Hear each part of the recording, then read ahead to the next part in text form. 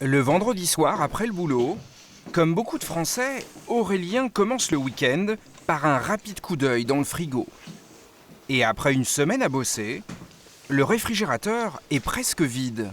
Donc oui, il manque pas mal de yaourts quand même, puis des produits frais, fruits, légumes, des pâtes.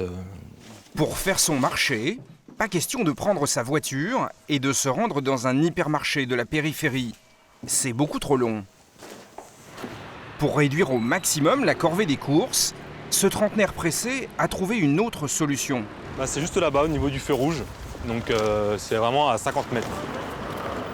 Tout près de chez lui, c'est Hyper, version mini. Ici, Aurélien va trouver son bonheur. Des yaourts aux fruits, des jus d'orange. En quelques minutes, montre en main, tous ses achats sont bouclés. Donc là, 10 minutes, ça va, c'est raisonnable. C'est pas mal, ouais. 10 minutes pour 4-5 jours à proximité, c'est pas mal. Avec cette formule, le jeune homme a gagné du temps pour ses loisirs. Il a consacré 10 minutes à ses courses, contre 1h30 en moyenne pour les Français qui font leurs achats dans les hyper. Comme Aurélien, des millions de citadins préfèrent désormais laisser leur voiture au garage et faire leurs courses à pied, à proximité. Les hypermarchés installés dans les banlieues sont en perte de vitesse. Tous les groupes de distribution essaient donc de gagner la nouvelle bataille des villes, où ils implantent de plus petites surfaces. Carrefour City, Monop, chez Jean, U-Express, des enseignes encore inconnues il y a 6 mois. Alors comment ces nouveaux commerces de centre-ville font-ils pour gagner des clients ? Peut-on y faire ses courses sans dépenser plus que dans les grandes surfaces ?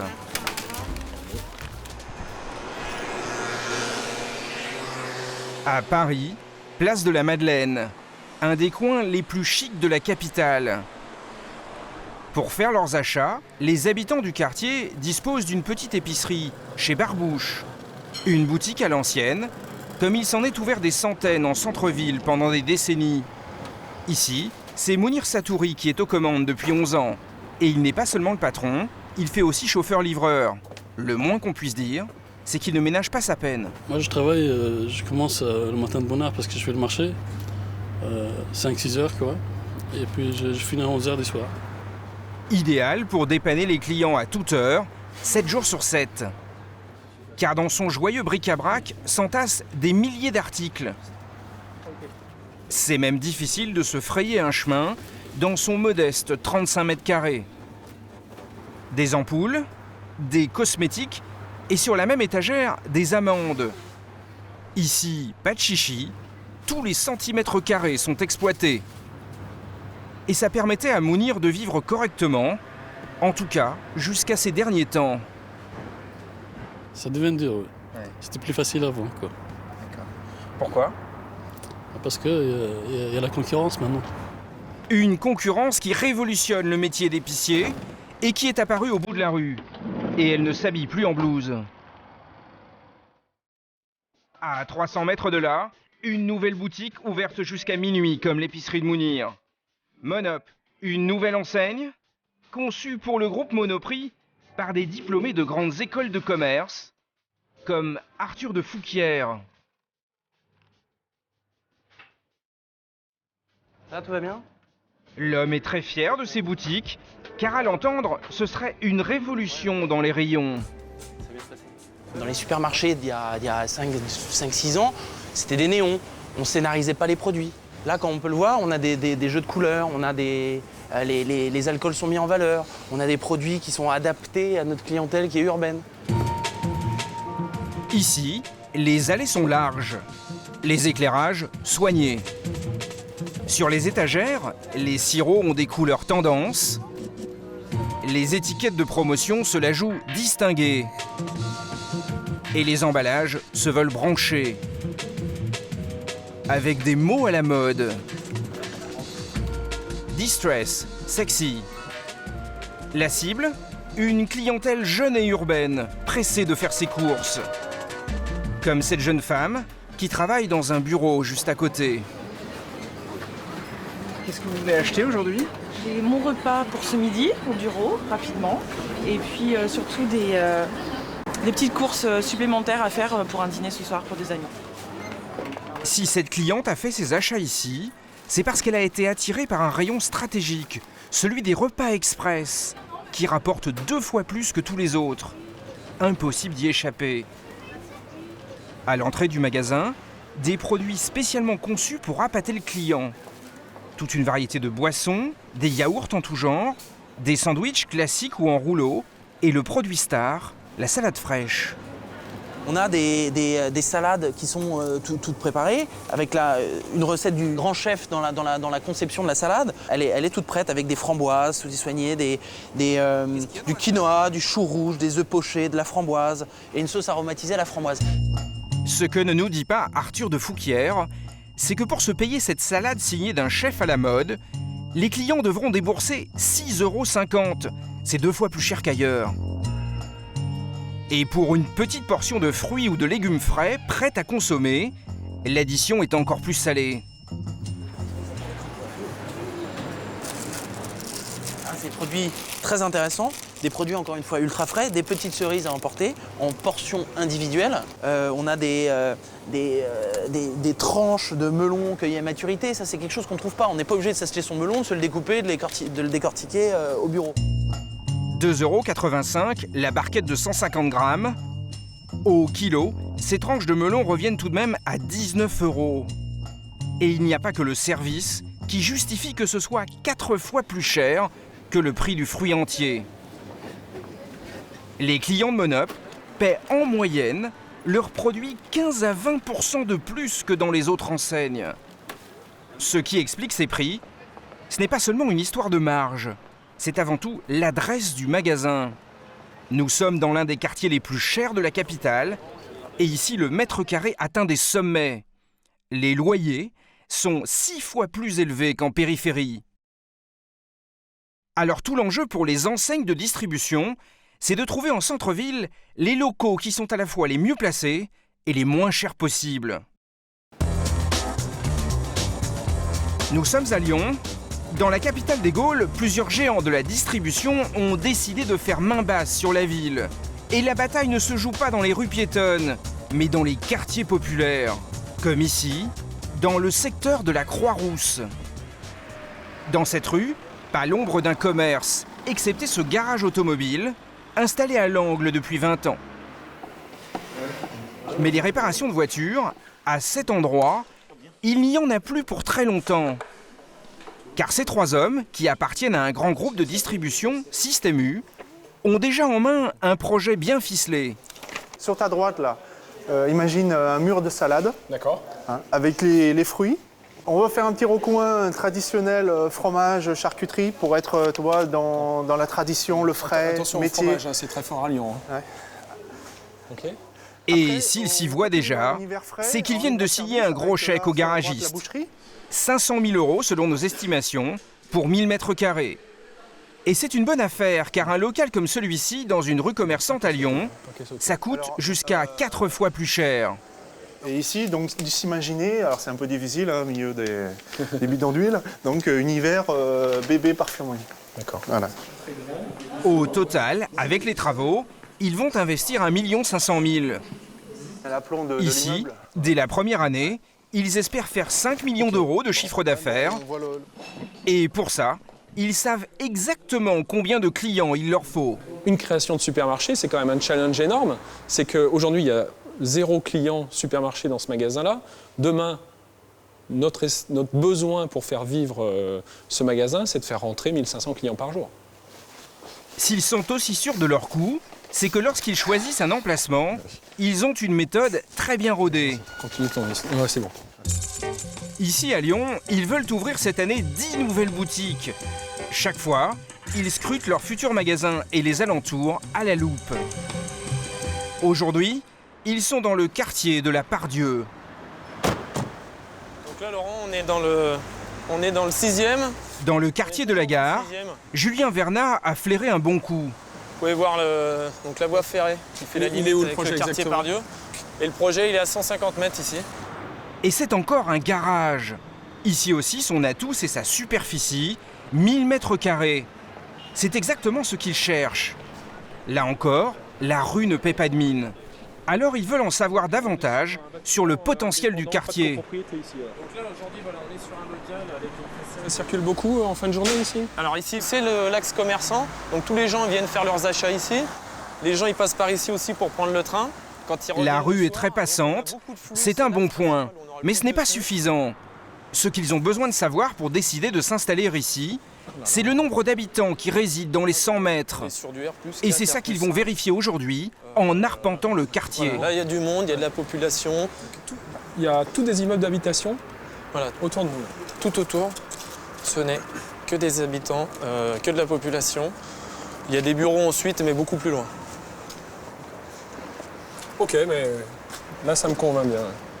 Dernier petit détail qui va aller décider à s'implanter ici, les sorties de ces immeubles sont bien du côté du magasin. Qu'est-ce que vous vouliez voir en fait? En fait, j'étais inquiet de l'immeuble, comment il se présentait. Est-ce que les sorties étaient uniquement sur le devant, là-bas? Et en fait, non, tel que je le ressens, ça descend, il y a du monde. Le magasin est juste là, en fait. Pour ce type de local dans le quartier, ils devront payer au maximum un loyer de 10 000 € par an. C'est 3 fois moins que dans les artères les plus commerçantes du centre. Mettre la main sur des emplacements au cœur des villes, dans des quartiers modestes où les loyers ne sont pas chers, voilà ce qui leur permet de diminuer leurs charges et de pratiquer des prix extrêmement bas en centre-ville. Et l'une des villes qui est aux premières loges dans cette offensive, c'est Bordeaux. À quelques centaines de mètres du centre-ville, une enseigne a ouvert ses portes en septembre. Et depuis, elle bouscule tous les commerces traditionnels aux alentours. Dans son magasin flambant neuf, le patron, Denis Pelard, a 1000 paquets. Je fais un petit tour du magasin, on fait le point. Allez. Et ça commence dès l'entrée, avec son rayon pain. L'épicerie. Les baguettes, il faudrait peut-être refaire un peu là. Ça va Ouais. être juste quand même. On va peut-être mettre le Pour four en ça, route et puis, il a investi dans un four effectivement, là, qui lui permet de proposer du pain chaud à toute heure. Un petit préchauffage. Et surtout, il vend sa baguette 57 centimes, 40% moins cher environ que son prix moyen. C'est pareil pour les sandwichs, vendus 1,60 € en moyenne, moitié moins cher que dans les boulangeries du quartier. Et ça ne s'arrête pas là. Des prix bas, il y en a à tous les rayons. La clé de cette stratégie tient en une seule lettre, U. Une marque peu connue, c'est celle du distributeur.